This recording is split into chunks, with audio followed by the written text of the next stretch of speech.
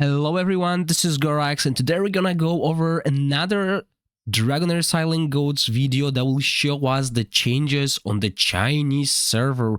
Remember, DragonHeir Game, a YouTuber, is doing those videos pretty much daily, and this is one of his older videos, so if you want to see the newer changes, go and jump to his channel. Make sure you subscribe and like his videos as well. Give him some recognition. Most of these videos will be in Chinese, but we will see, and basically I'll tell you if I like those changes or not, and let me know in the comment section what you think about them. And today the main topic will be the new Fander. In his videos, DragonHeir Game does not do commentary, so I'm just going to mute this and we're gonna go over what's happening on the screen. I will be skipping over to parts that are about Fander, but if you want to watch the whole video, make sure you follow the link in the description to the original video of this content creator. So the changes, maybe some of you are familiar. I know that they've changed Season 1 Fander as well. I didn't play the new Season 1, so I don't know if it is exactly the same, but have a look at this. The tower is now more, well, the Fander is now more like a tower. You do not explore it, you go through the stages and you can see the power of the enemies. Remember, in the Chinese server, each hero will have assigned power to it, which you will be able to see in the hero screen. And in here, he will go over what's happening. So as you can see, we can have this hero as a reward back in Season 1, I believe, and the same artifact here. I don't think anything changed here when it comes to that.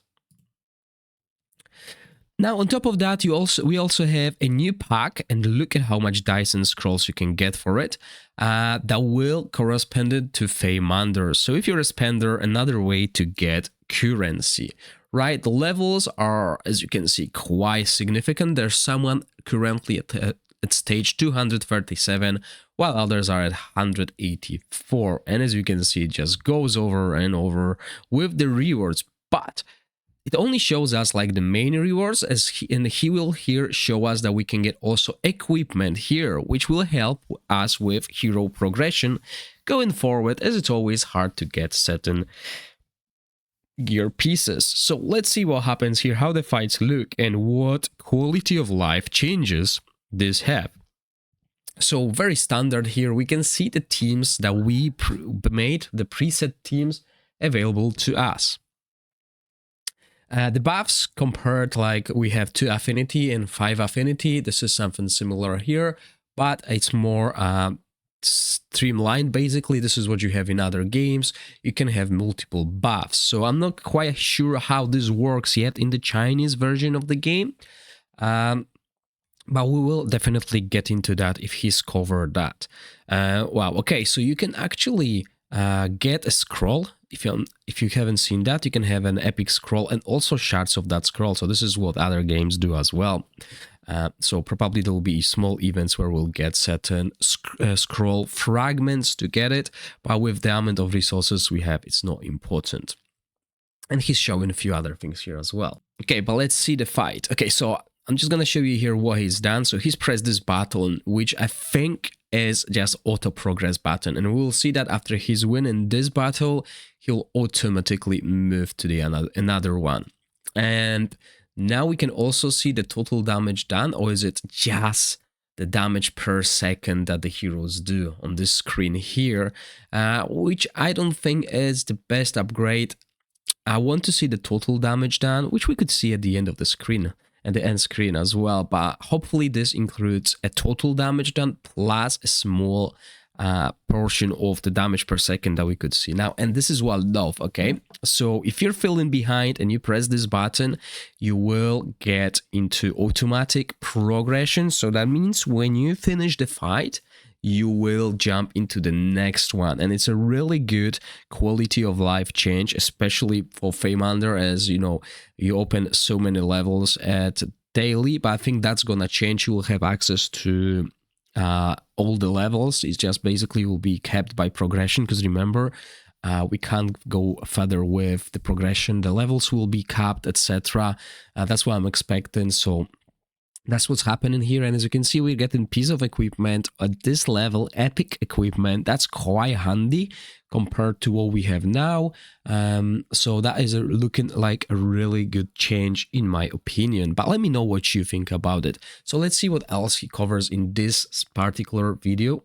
Okay, so he's still farming this Fander, and now he is at higher levels, and you can see his struggles. We have some cool animation here on the left, as you can see, the defense down damage, I believe, and stuff like that. So that's quite cool to see, because it's not always clear. I mean, if you look close, you can see the debuffs on the heroes, etc., but it looks quite cool. So yeah, as you can see, that's the AoE that he's doing. I think he's doing damage down to enemies, and that's like attack down on the enemies as well.